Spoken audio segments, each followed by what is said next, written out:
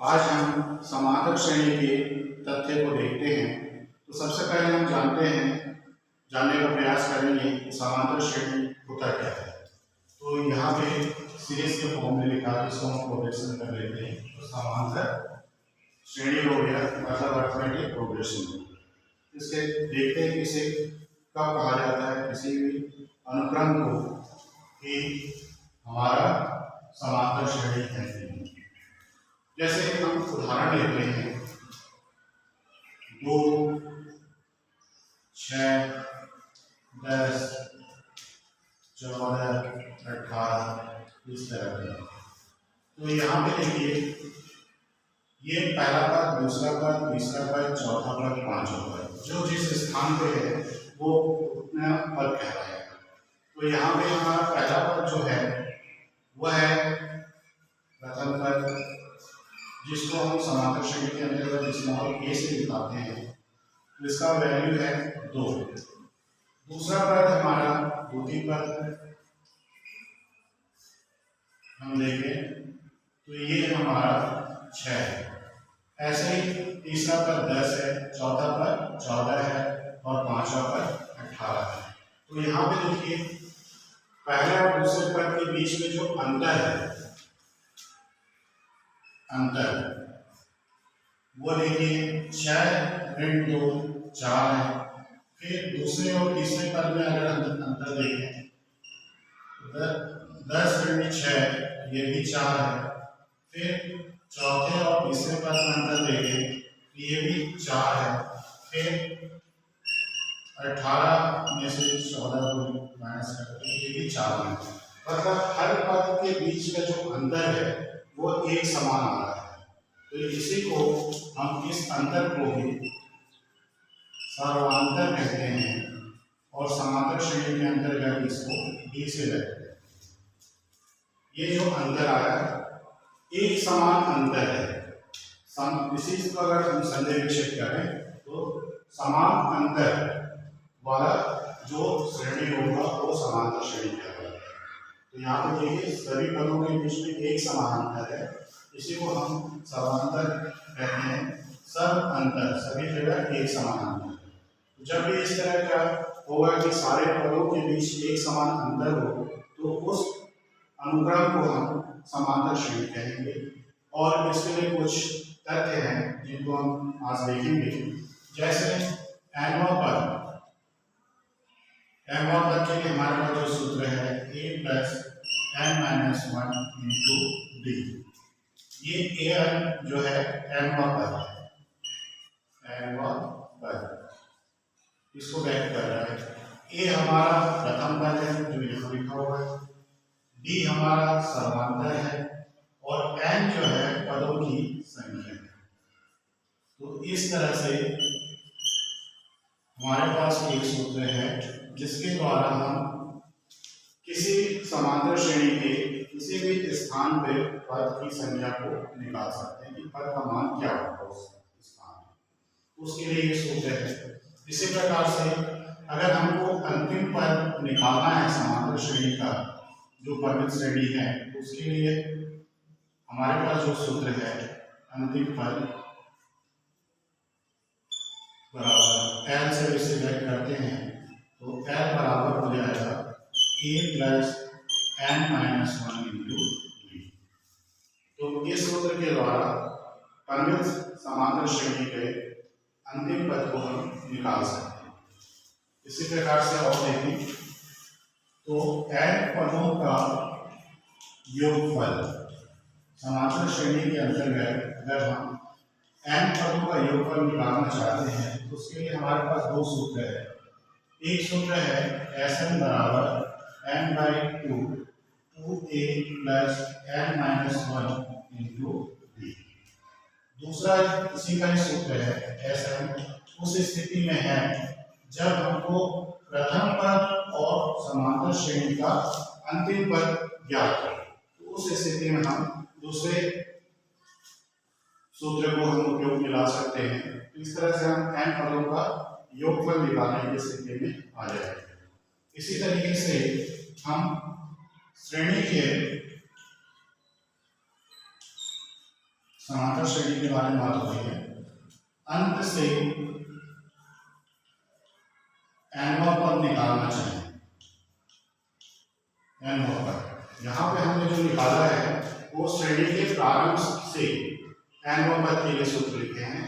अब हम श्रेणी के पीछे साइड से निकालना चाह रहे हैं, पीछे से या अंत से nवां पद क्या होगा, उसके लिए सूत्र है l minus n minus 1 into D, जहाँ l जो है वो हमारा अंतिम पद को व्यक्त करता है, d समांतर को व्यक्त करता है और n जो है वो पदों की संख्या को व्यक्त करता है।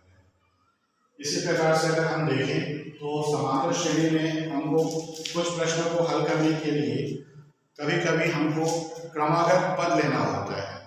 तो हम क्रमागत पद किस प्रकार से लेते हैं, तो इसमें देखिए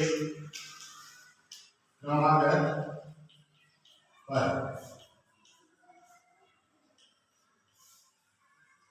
इसमें पहला देखते हैं हम, तो समांतर श्रेणी के 3 क्रमागत पद कैसे लिखेंगे, तो होगा a माइनस b, a और a प्लस b।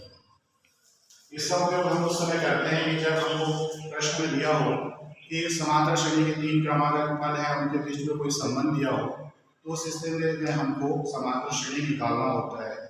तब हम 3 क्रमागत पद लेते हैं, तो उसको हम इस प्रकार से लेते हैं जहाँ a और d का जो अर्थ है वो पूर्वत है, अर्थात a हमारा प्रथम पद है, d हमारा दूसरा पद है, सर्वांतर है। इस तरह से हम यहाँ पे a minus D, a plus D 3 क्रमागत पद हम लेते हैं। अगर हमको 4 क्रमागत पद लेना हो तो हम किस प्रकार से लिखेंगे, समांतर श्रेणी के 4 क्रमागत पद,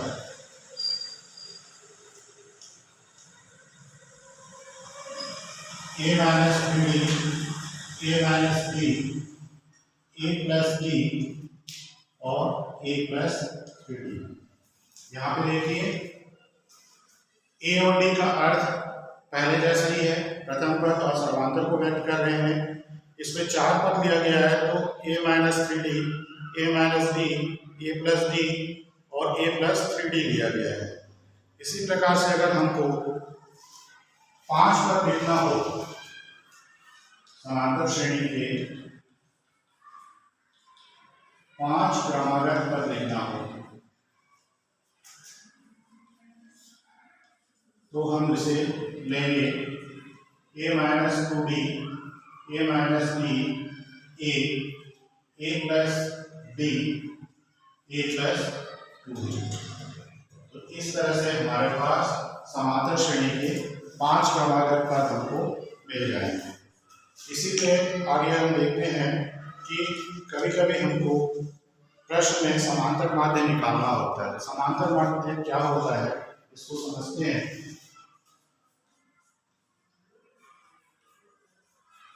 समांतर माध्य अर्थमेटिक मीन, जैसे हमारे पास a और b 2 संख्याएं दी हुई हैं और इसका हमको समांतर माध्य निकालना हो, तो वो समांतर माध्य इन दोनों संख्याओं के बीच में आएगा। जिसको मान लीजिए मैं समांतर माध्य को कैपिटल A से लिखा, तो इसका समांतर माध्य में जो लिखूंगा वो इस तरह से लिखूंगा a प्लस b बटे 2 बराबर a धन b बराबर 2a।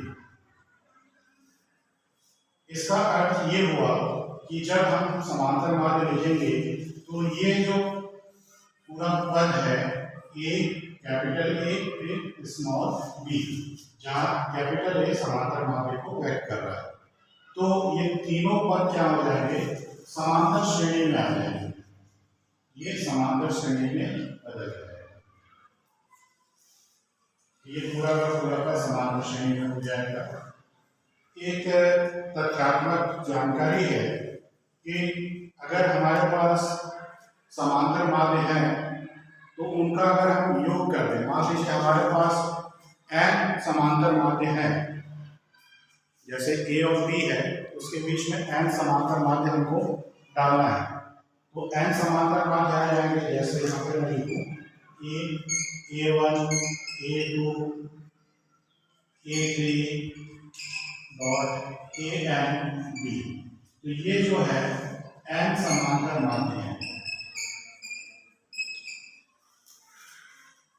तो यहाँ पे देखिए इन n समांतर माध्यम का अगर योगफल हम निकाल लें तो वह उन राशियों के n गुणा के बराबर हो जाएगा।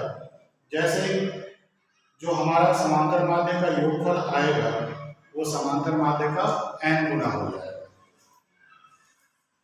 तो यहाँ पे जो हमने n समांतर माध्य डाले हैं इनका योगफल निकाल लें और इनके समांतर माध्य को n गुना कर दिया जाए तो उसके बराबर आएगा।